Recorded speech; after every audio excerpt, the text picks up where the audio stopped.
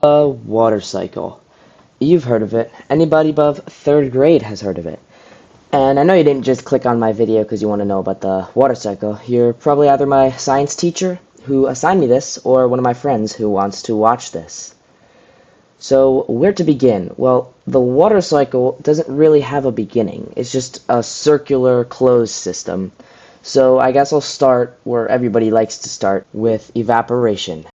Evaporation is when water from storage areas like lakes and oceans heat up from the sun and turn into gas, which flies up in the air, and because the air is colder up there, it gets to condense and form into a cloud, which is basically just tiny little droplets of liquid water that are super high up, and the droplets are so small that they are light enough to stay suspended in the air.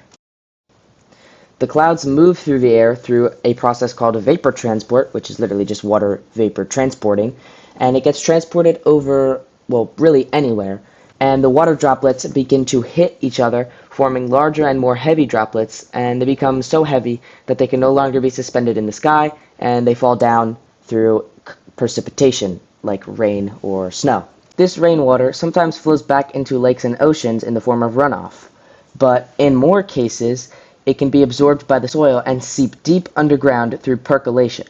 This groundwater often stores in underground lakes that we call aquifers, but most of the time it flows underground back into the ocean. But while its underground journey to the ocean, this groundwater can sometimes be absorbed by plants and trees through a process called, you guessed it, absorption. Now, since plants' leaves allow water to go in and out at a very small scale, water can be evaporated from plants' leaves back into the atmosphere and form more clouds.